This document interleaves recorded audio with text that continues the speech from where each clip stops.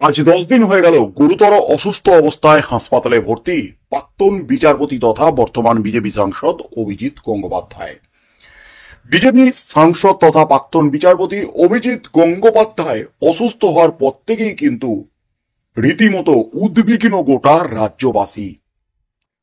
কারণ বিজেপি সাংসদ হিসাবে নয়, প্রাক্তন বিচারপতি হিসাবে অভিজিৎ গঙ্গোপাধ্যায় একের পর এক কড়া নির্দেশ দিয়ে বাংলার মানুষের মন জয় করেছিলেন।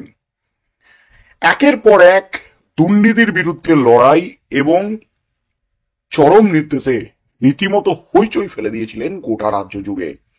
এসএসসি চাকরি বাতিল থেকে শুরু করে প্রাথমিকের চাকরি বাতিল, একের পর এক নির্দেশ। আর সেই নির্দেশগুলো পরবর্তীকালে কিন্তু সঠিক নির্দেশ হিসাবেই কিন্তু সুপ্রিম কোর্টেও প্রমাণ হয়েছে। তার মধ্যে প্রাথমিকে 32,000 শিক্ষক শিক্ষিকার চাকরি বাতিল মামলা চলছে এই মুহূর্তে কলকাতা হাইকোর্টের ডিভিশন বেঞ্চে। তার মধ্যেই কিন্তু গুরুতর অসুস্থ জিআই সেপসিস এবং প্যানক্রিয়াটাইটিস সেই আক্রান্ত অভিজিৎ গঙ্গোপাধ্যায় 70% আক্রান্ত হিসাবে কলকাতা থেকে তাকে স্থানান্তর করা হয়েছিল দিল্লি এমসে, যেখানে তাবর তাবর অভিজ্ঞ চিকিৎসকরা চিকিৎসা করেন। সেই অভিজ্ঞ চিকিৎসকদের পর্যবেক্ষণে এই মুহূর্তে রয়েছেন 3 দিন ধরে প্রাক্তন বিচারপতি অভিজিৎ গঙ্গোপাধ্যায়। তবে কেমন আছেন প্রাক্তন বিচারপতি অভিজিৎ গঙ্গোপাধ্যায়? এই মুহূর্তে দিল্লি এমস থেকে উঠে এলো প্রাক্তন বিচারপতির মেডিকেল আপডেট। প্রাক্তন বিচারপতি অভিজিৎ গঙ্গোপাধ্যায়ের সমস্ত রকম টেস্ট করানো হয়েছিল দিল্লি এমসে। দিল্লি এমসের চিকিৎসকরা সর্বদা নজরদারিতে রেখেছেন। যে পরিস্থিতিতে গিয়েছিল তার অসুস্থতা, সেখানে কিন্তু ইনফেকশন দ্রুত ছড়িয়ে পড়ছিল গোটা শরীরে। মাল্টি অর্গান ফেলিওরের দিকেও কিন্তু চলে যেতে পারত।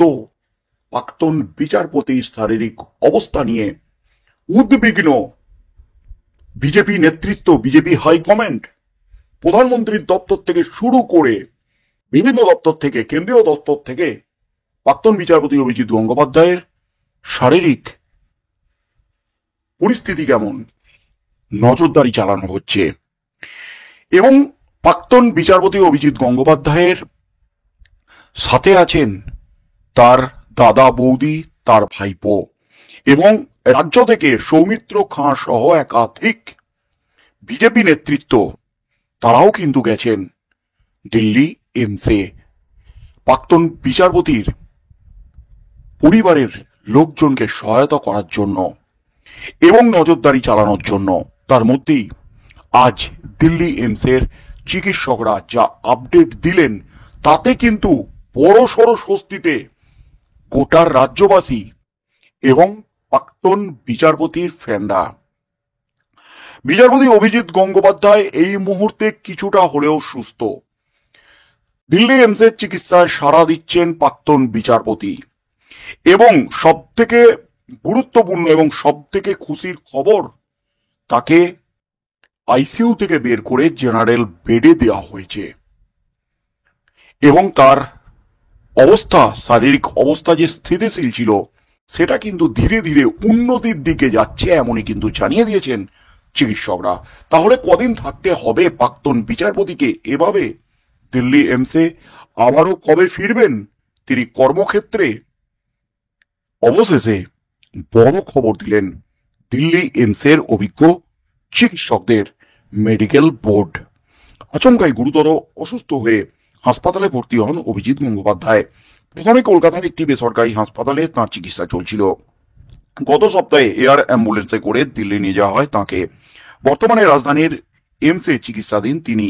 এবার জানা গেল প্রাক্তন বিচারপতির শারীরিক অবস্থা ধীরে ধীরে উন্নতি হচ্ছে।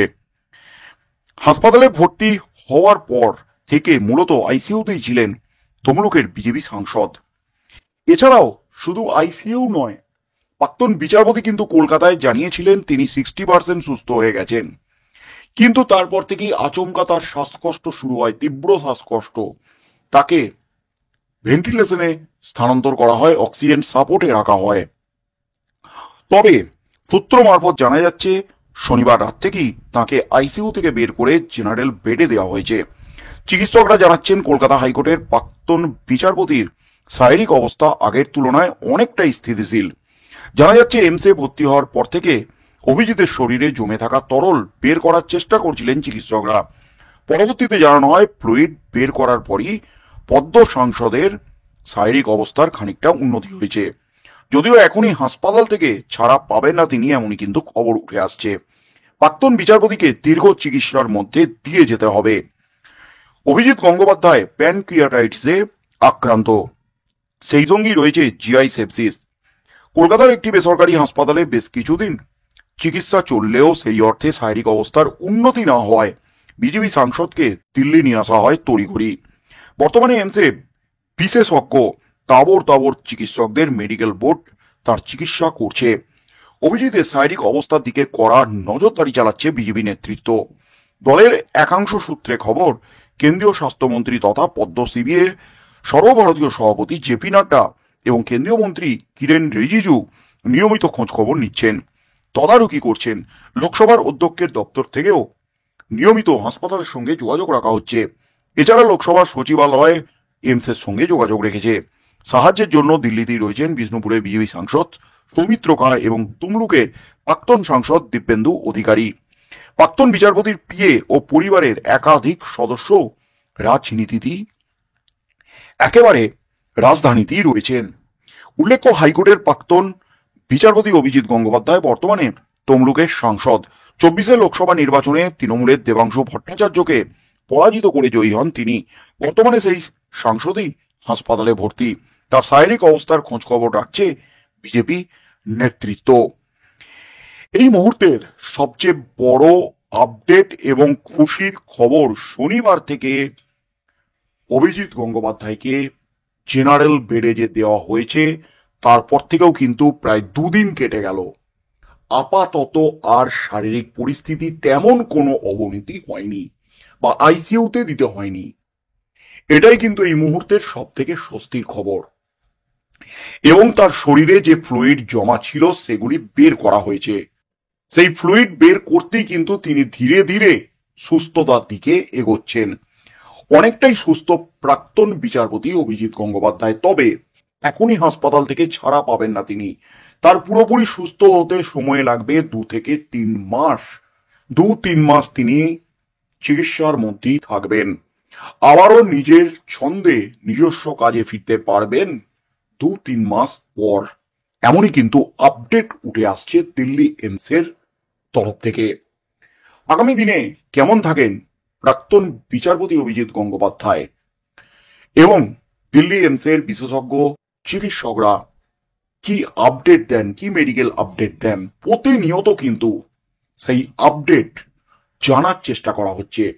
এবং আগামী দিনে কেমন থাকেন প্রাক্তন বিচারপতি অভিজিৎ গঙ্গোপাধ্যায়, সেদিকেই চোখ থাকবে গোটা রাজ্যের।